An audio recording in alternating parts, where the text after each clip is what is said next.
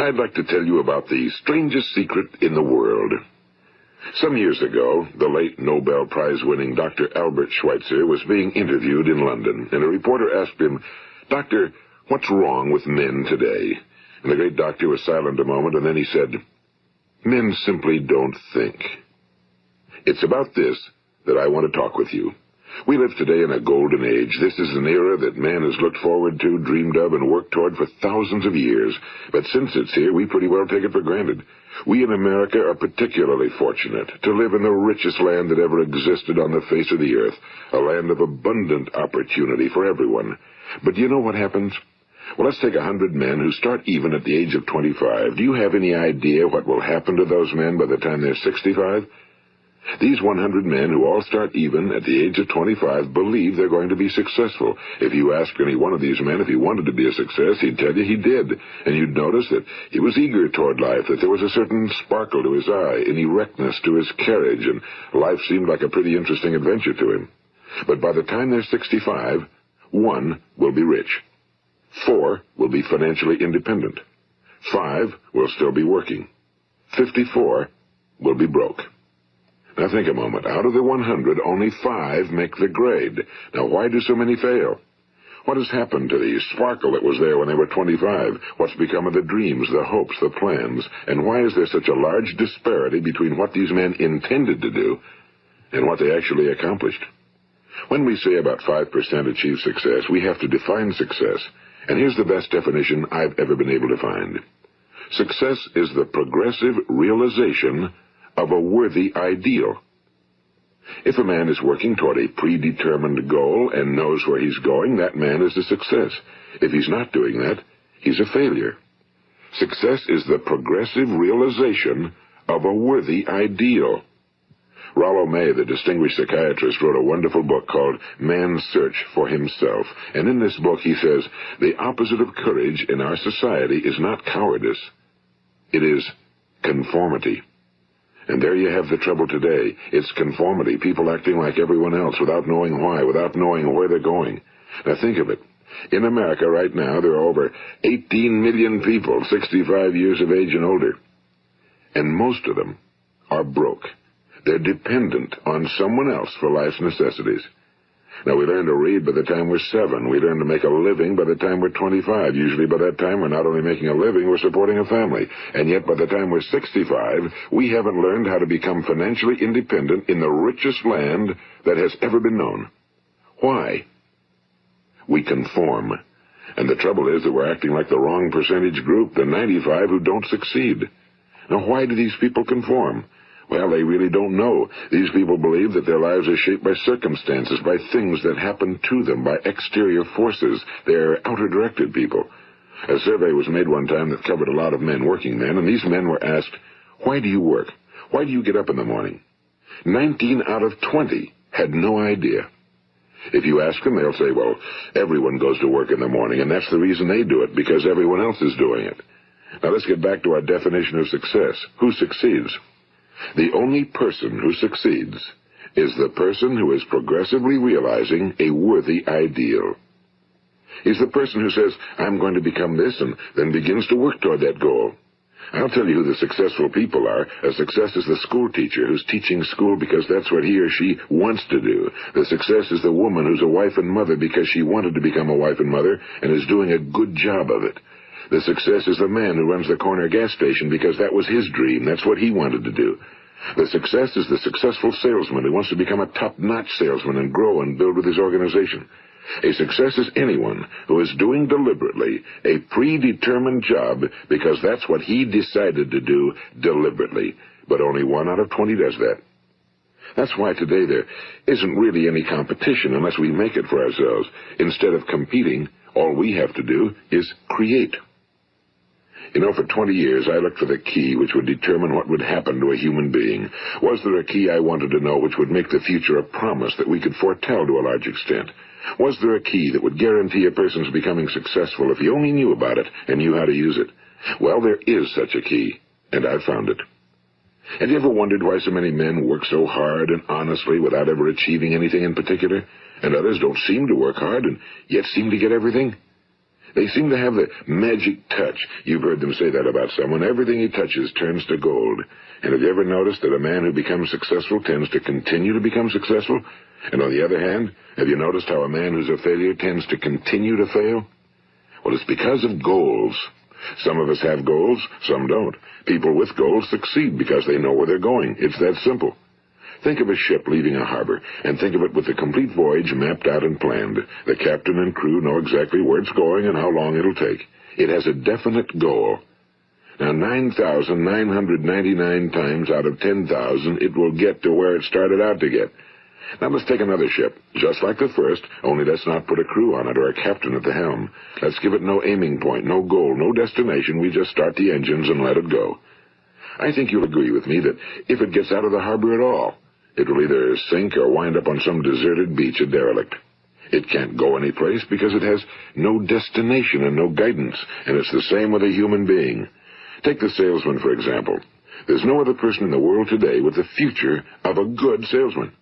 Selling is the world's highest paid profession, if we're good at it and if we know where we're going. Every company needs top-notch salesmen, and they reward those men. The sky's the limit for them. But how many can you find? Someone once said the human race is fixed, not to prevent the strong from winning, but to prevent the weak from losing. The American economy today can be likened to a convoy in time of war. The entire economy is slowed down to protect its weakest link, just as the convoy had to go at the speed that would permit its slowest vessel to remain in formation. That's why it's so easy to make a living today. It takes no particular brains or talent to make a living and support a family today. So we have a plateau of so-called security, if that's what a person's looking for. But we do have to decide how high above this plateau we want to aim. Now let's get back to the strangest secret in the world, the story that I wanted to tell you today. Why do men with goals succeed in life and men without them fail? Well, let me tell you something which, if you really understand it, will alter your life immediately. If you understand completely what I'm going to tell you from this moment on, your life will never be the same again. You will suddenly find that good luck just seems to be attracted to you. The things you want just seem to fall in line, and from now on you won't have the problems, the worries, the gnawing lump of anxiety that perhaps you've experienced before. Doubt, fear, well, they'll be things of the past. Here's the key to success and the key to failure. We become what we think about. Now let me say that again. We become what we think about.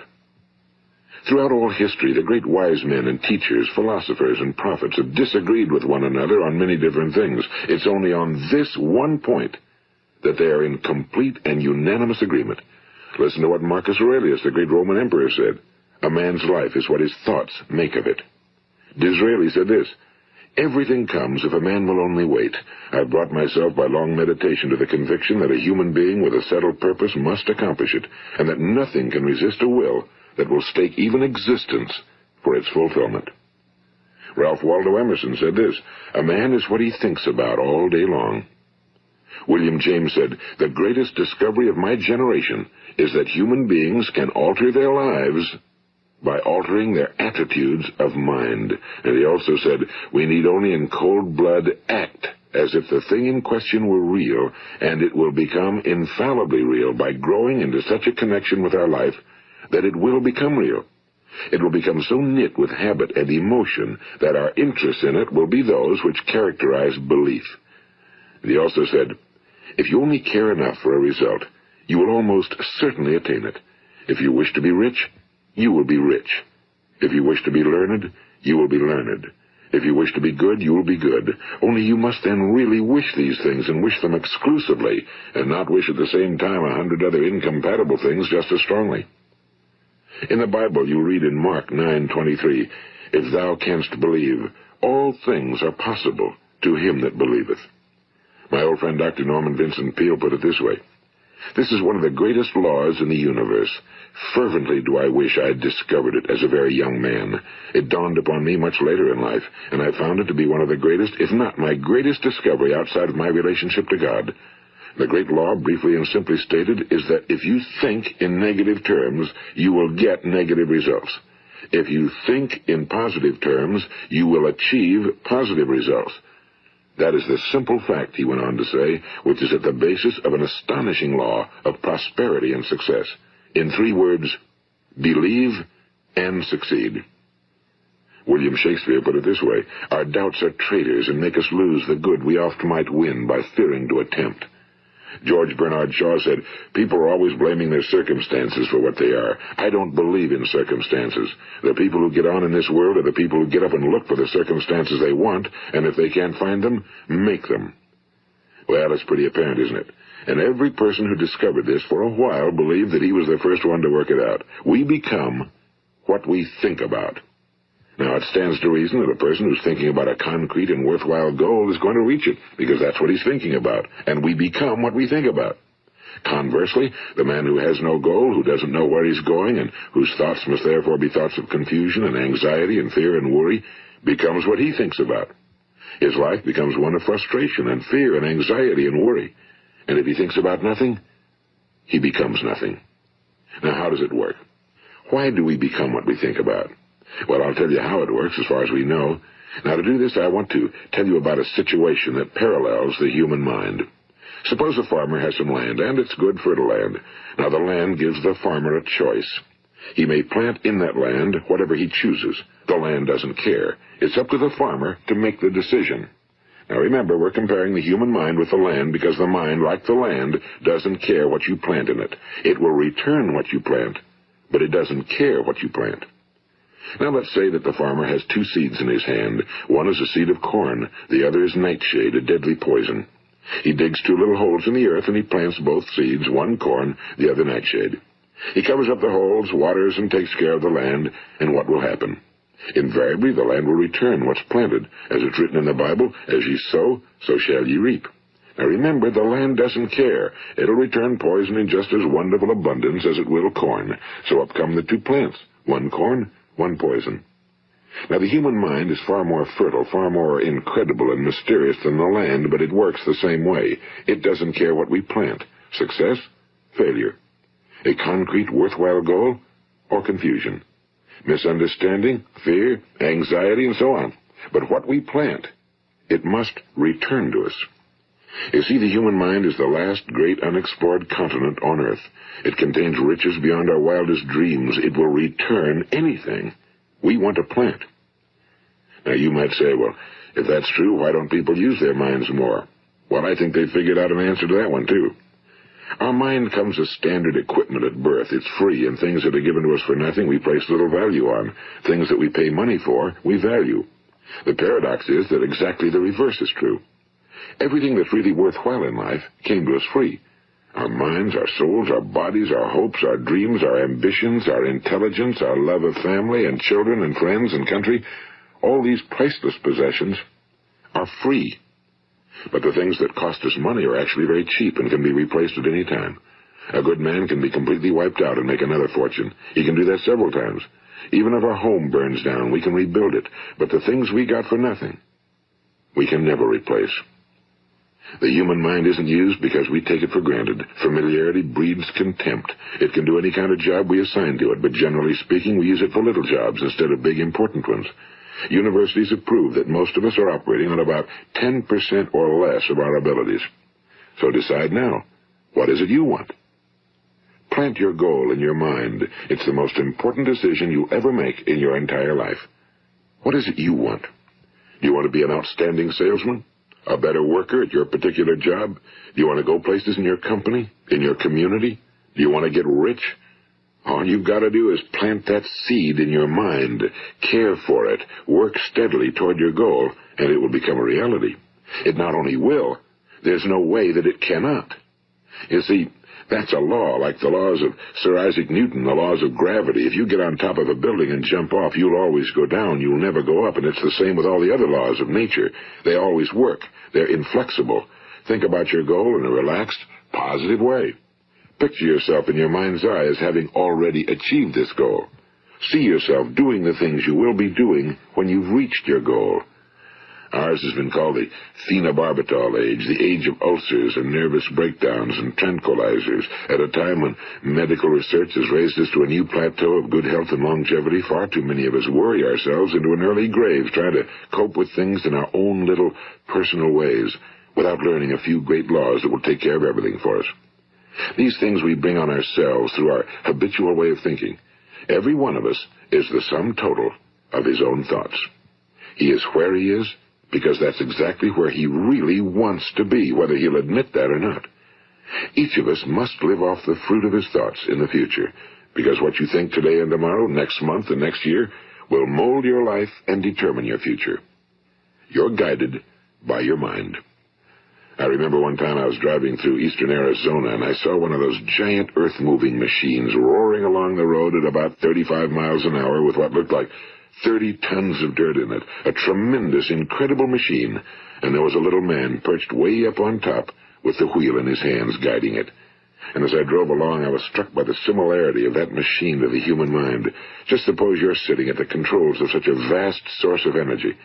Are you going to sit back and fold your arms and let it run itself into a ditch?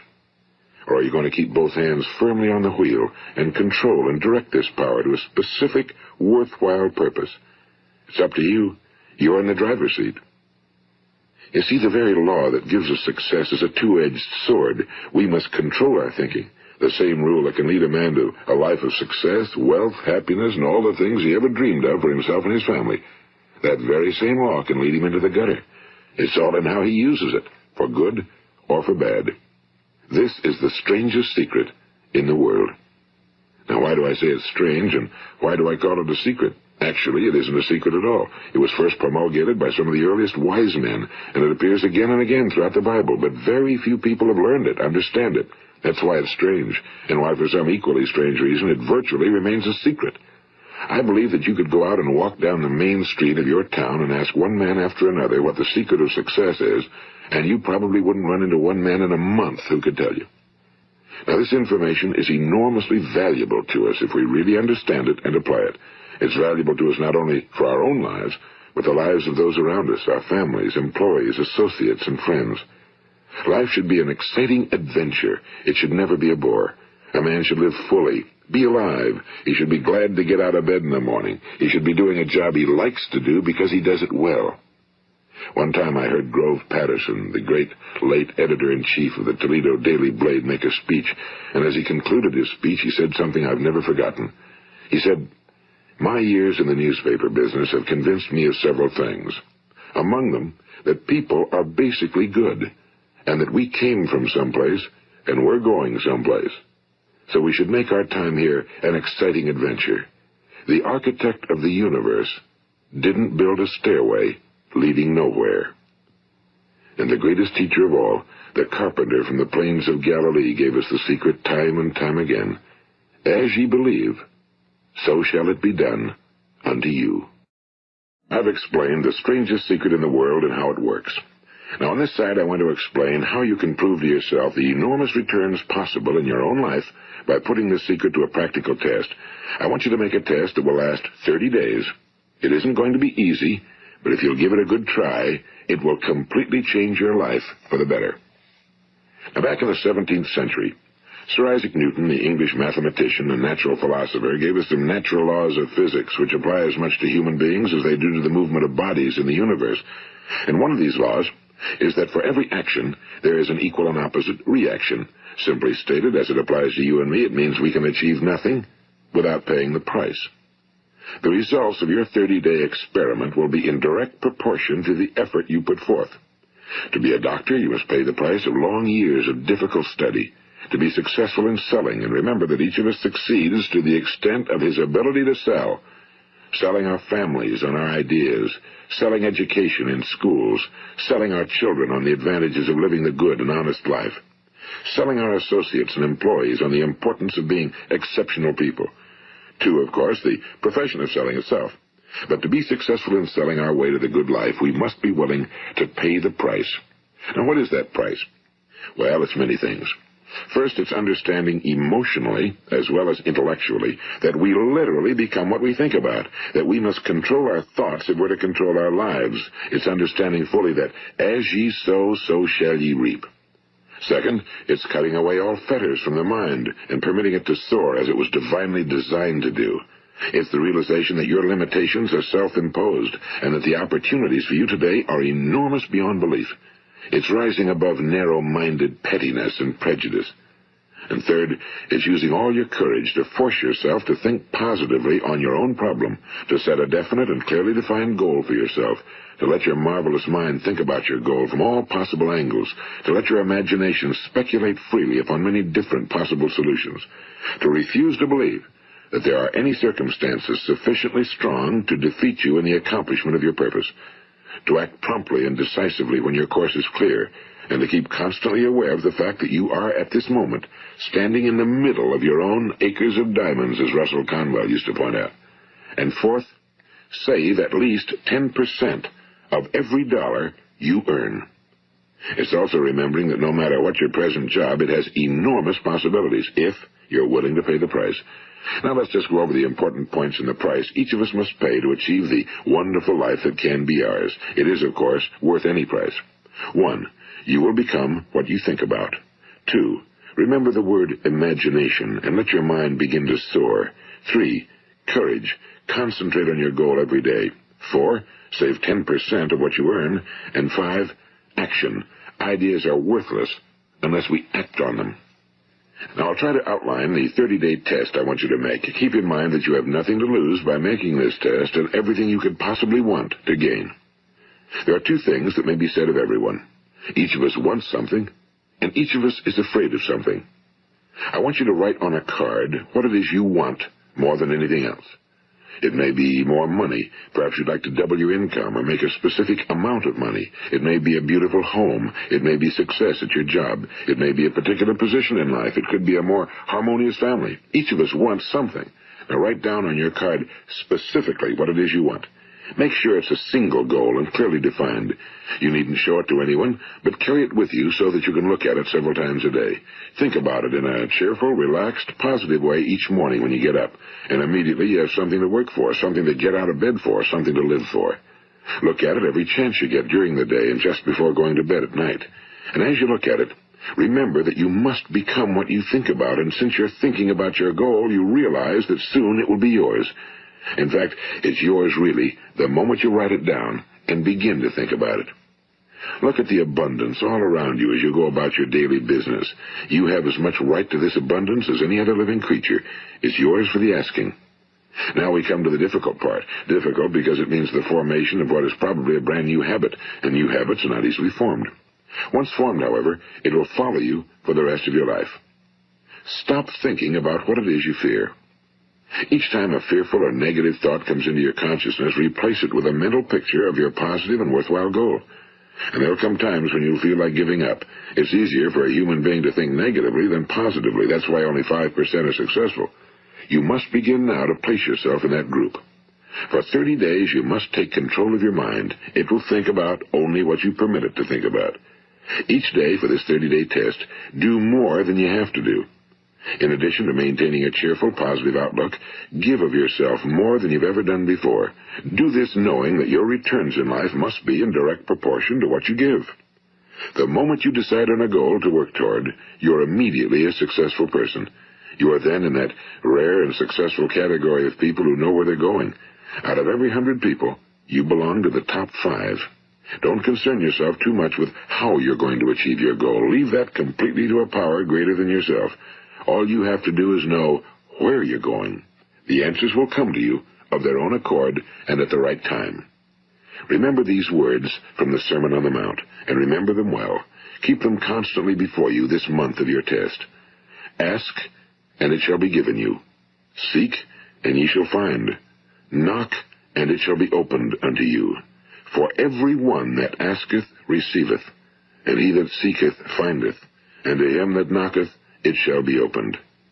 It's as marvelous and as simple as that. In fact, it's so simple that in our seemingly complicated world, it's difficult for an adult to understand that all he needs is a purpose and faith. For 30 days, Do your very best. If you're a salesman, go at it as you've never done before, not in a hectic fashion, but with the calm, cheerful assurance that time well spent will give you the abundance in return you deserve and want. If you're a homemaker, devote your 30-day test to completely giving of yourself without thinking about receiving anything in return, and you'll be amazed at the difference it makes in your life. No matter what your job, do it as you've never done it before for 30 days. And if you've kept your goal before you every day, you'll wonder and marvel at this new life you've found. Dorothea Brand, the outstanding editor and writer, discovered it for herself and tells about it in her fine book, Wake Up and Live.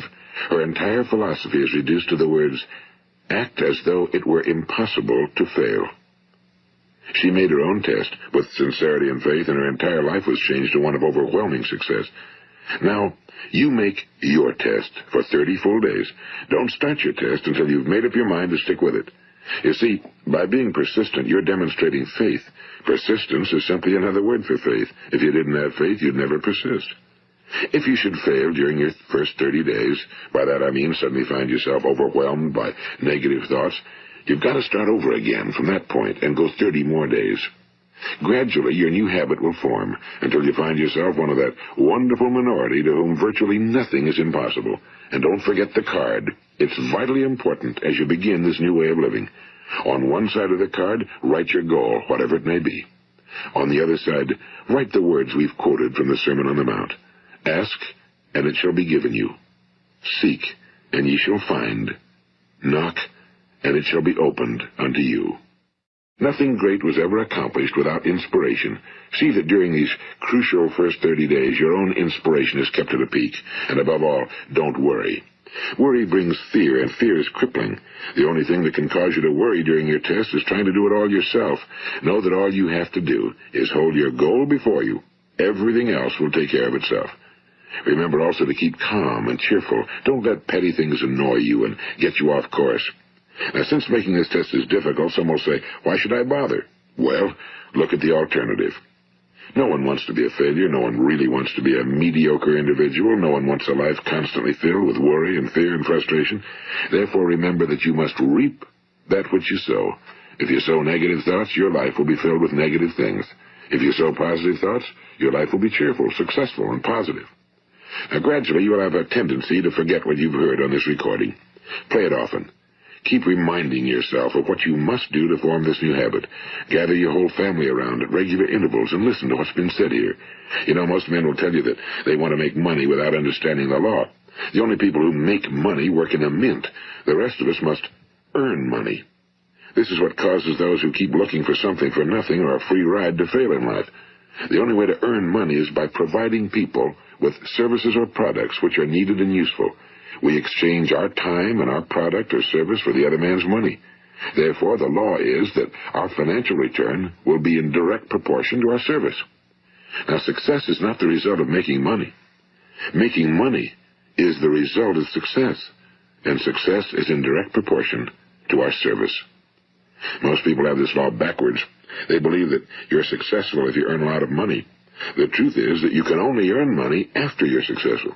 It's like the story of the man who sat in front of the stove and said to it, give me heat, and then I'll add the wood. How many men and women do you know, or do you suppose there are today, who take the same attitude toward life? There are millions. We've got to put the fuel in before we can expect heat. Likewise, we've got to be of service first before we can expect money. Don't concern yourself with the money. Be of service, build, work, dream, create. Do this, and you'll find there's no limit to the prosperity and abundance that will come to you. Prosperity, you know, is founded upon a law of mutual exchange. Any person who contributes to prosperity must prosper in turn himself. Sometimes the return will not come from those you serve, but it must come to you from someplace, because that's the law. For every action, there is an equal and opposite reaction.